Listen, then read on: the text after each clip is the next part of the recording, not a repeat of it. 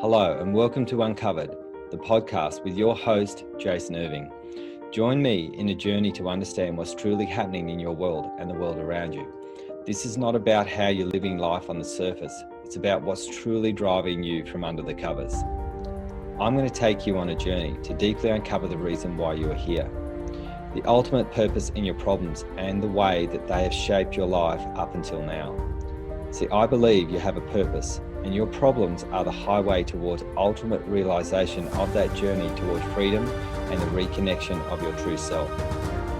I've been told I have a different spin on most things, and I'll be giving you my understanding of life, love, and what we're all here for, purpose.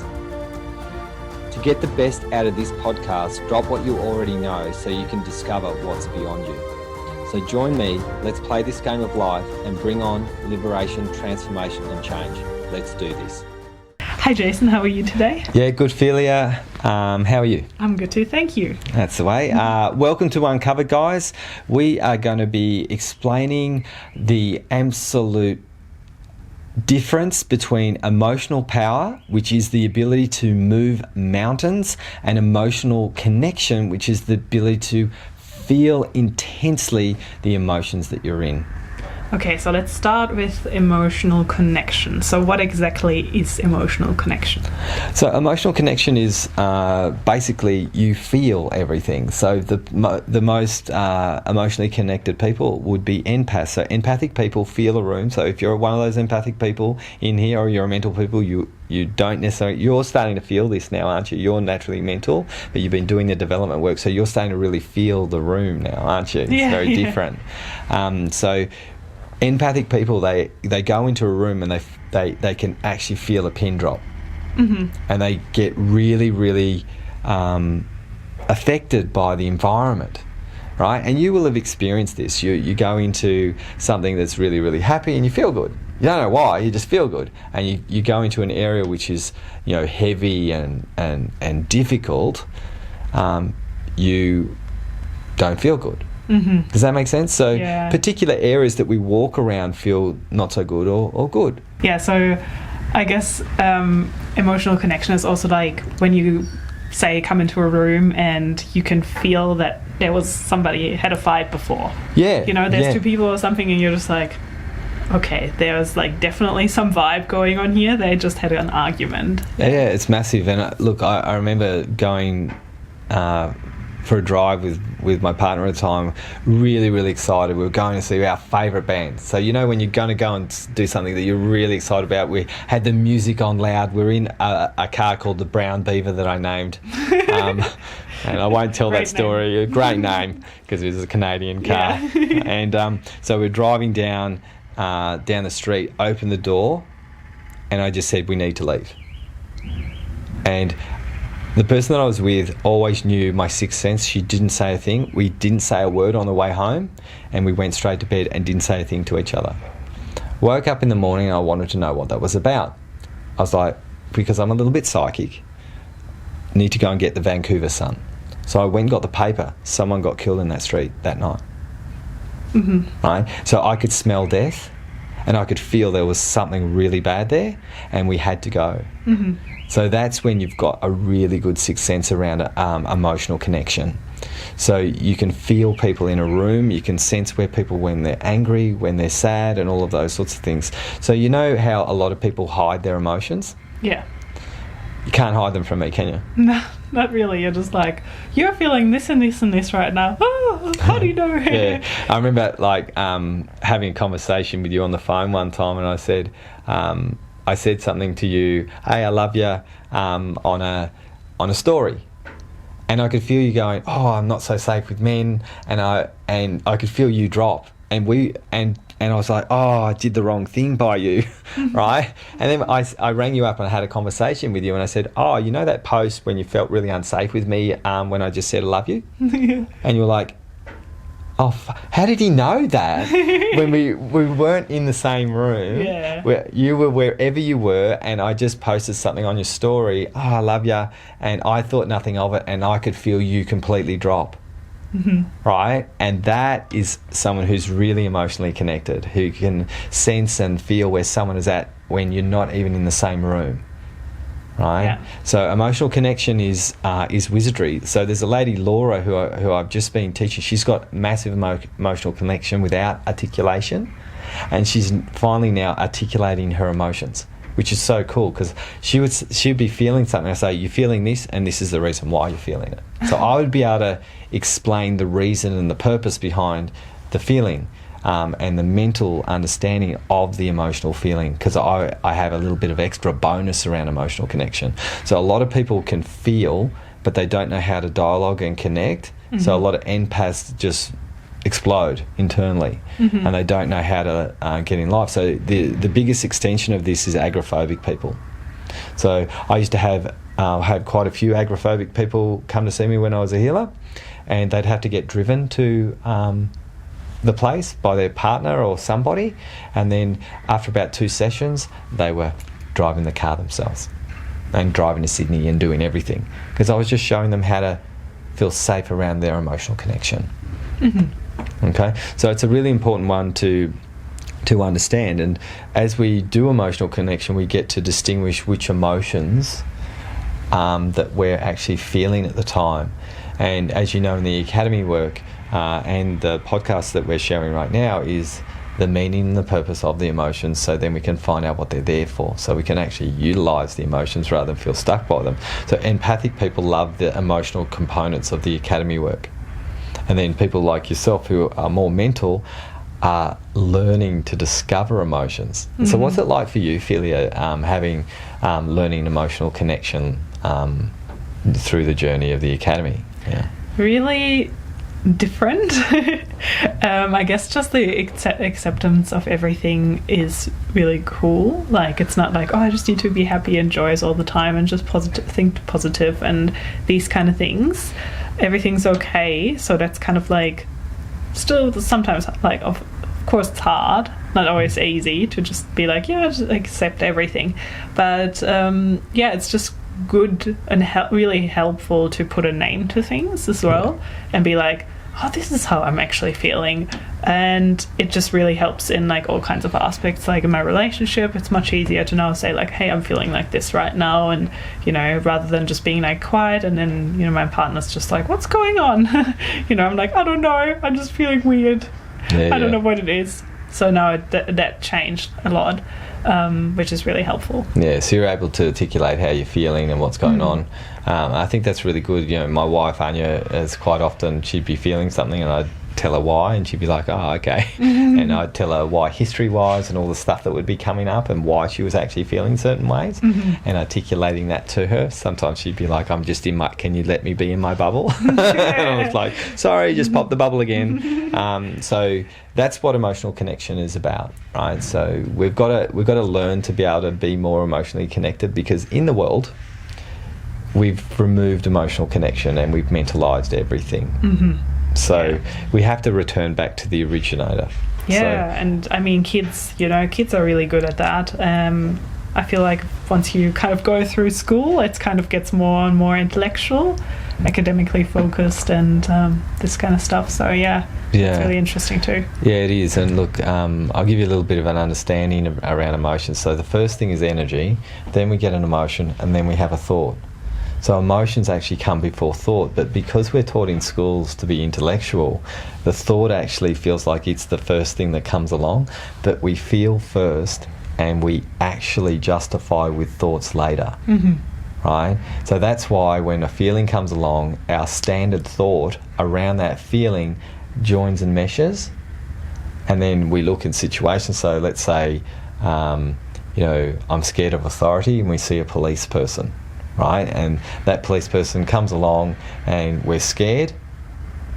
And our thought is, what are they going to do to us? And that happens all the time. I was just chatted to our principal, and I was scared of the principal. So I was having a meeting with him to discuss our frameworks about you know, putting some of our frameworks into the school system.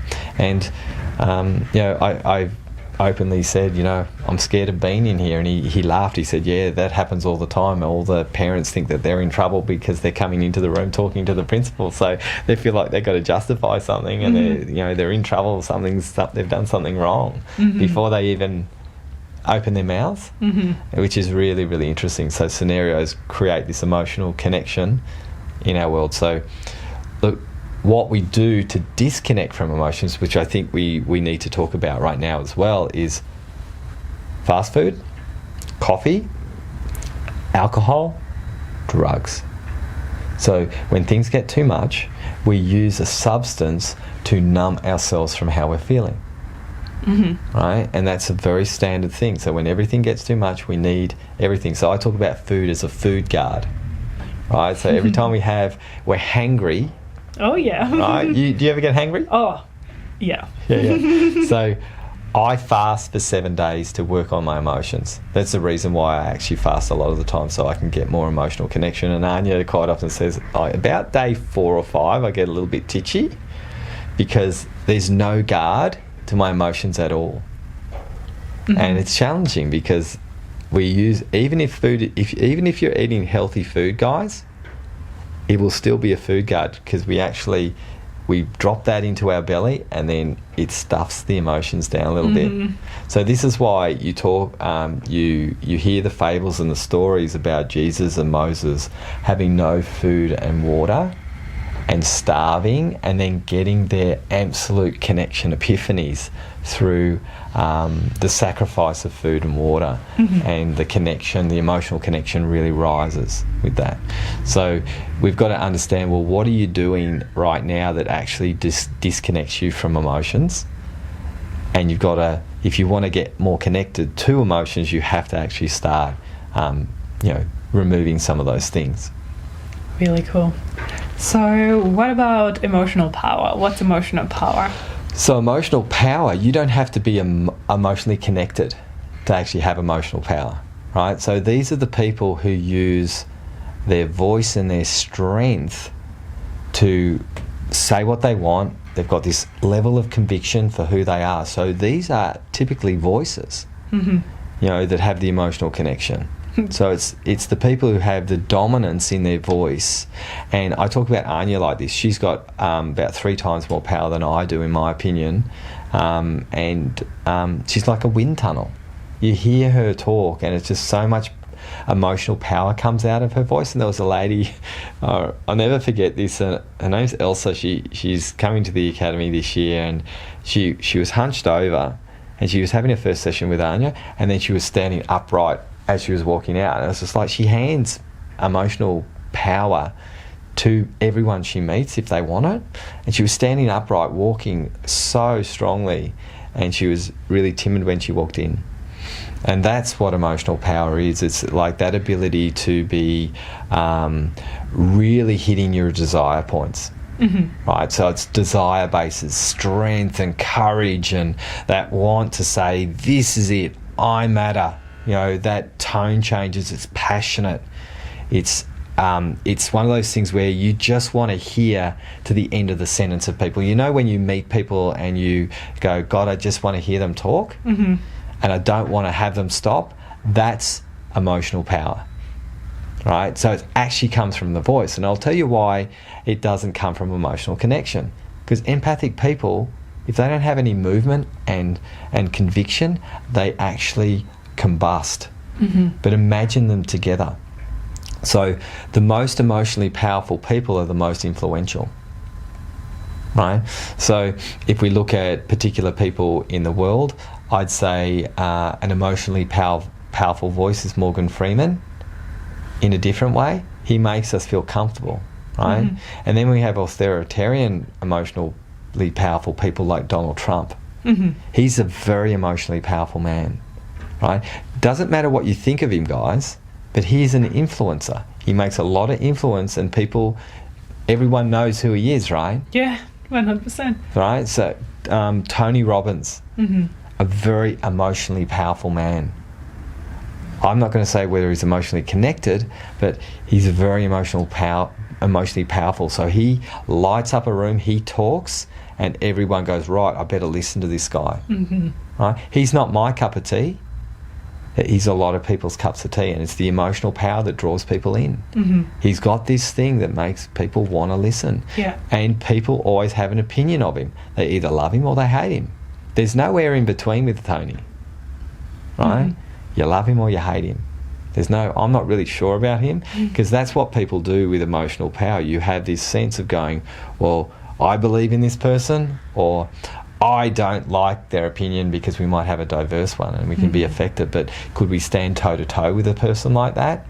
Most of it, people who are emotionally connected can't. And how do these two come together? Well, the most important thing that we learn to come together is, like, when we have the emotional connection and we can articulate it with confidence, it's got to start from there. Because emotionally powerful people can manipulate the living crap out of everybody.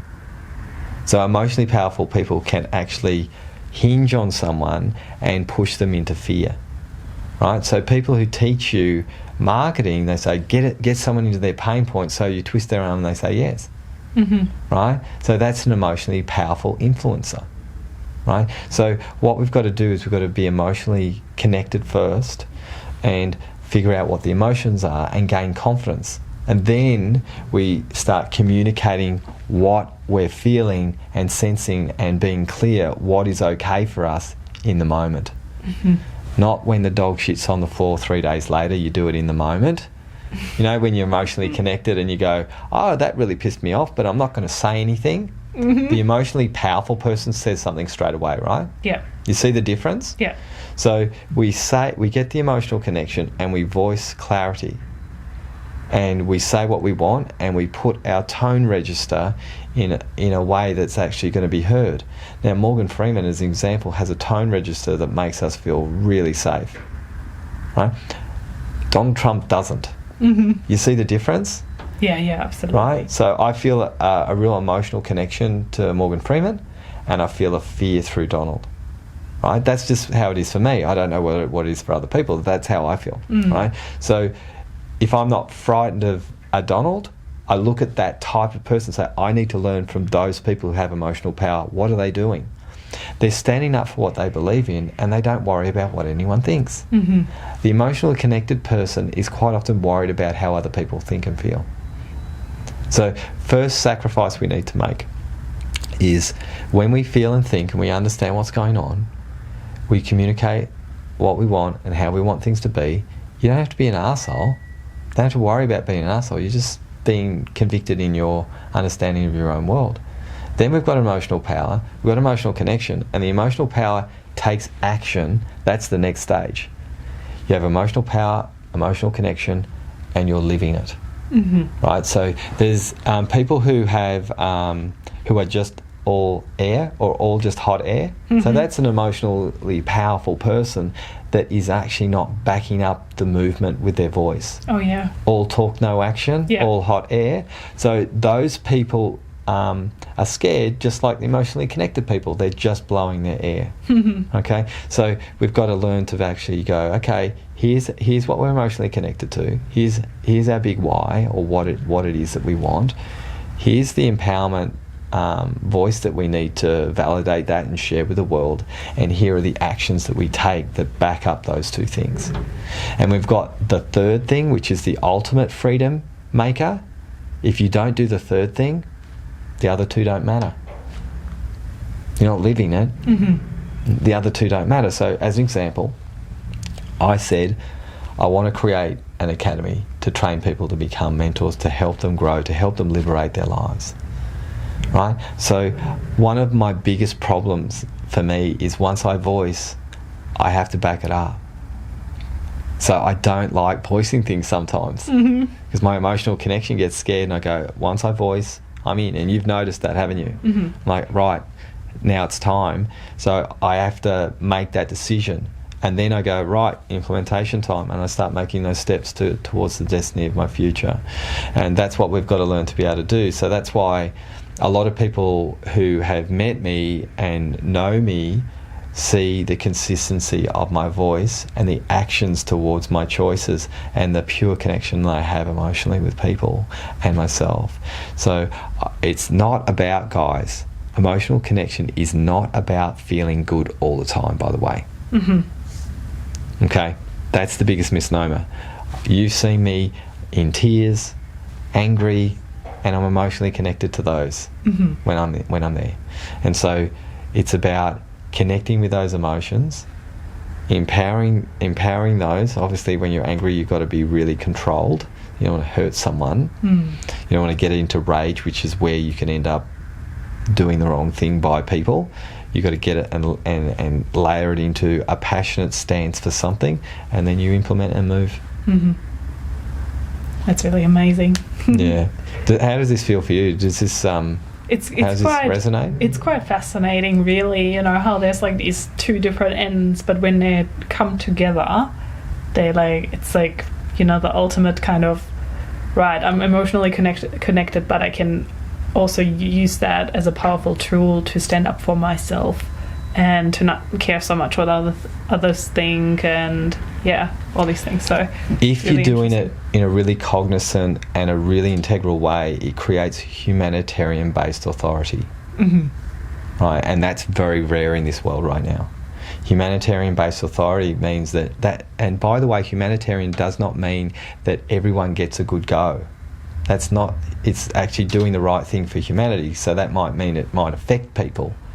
You know, it'll affect people because we're, you know, changing the environment and the way the landscape is going to affect people in a good way and in a hard way. So we have to all make sacrifices with humanitarian-based authority in leadership, right? So as we do what we do and gain this emotional connection and we hold the integrity of it and we empower it with our voice and we take action, these are the leaders that I want to be leading this planet right now.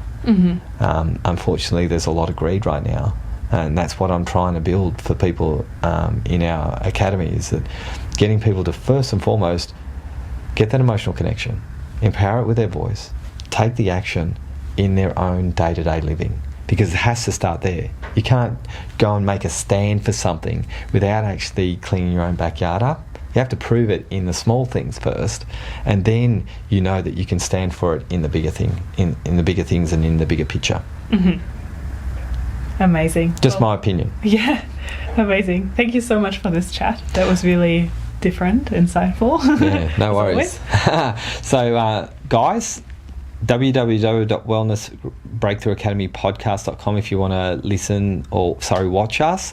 But if you want someone to really listen to this and you get a really good zinger out of this content today, because this I think is really, really important information, like and share this, send this to someone. If you didn't like it, great too, put a comment on there. I'm not worried about whether it's good or it's bad. I just want you to get some sort of information to help you have a think differently about life. And these two things are really, really important, that we focus on: emotional power, emotional connection, and what are we going to do about it. So like and share this, guys, please. You are the only ones that are going to help us make this podcast great. So I'd really appreciate you putting some reviews on our podcast. I'd much appreciate it. All right, have an awesome day, and thanks so much, Velia. Thank you.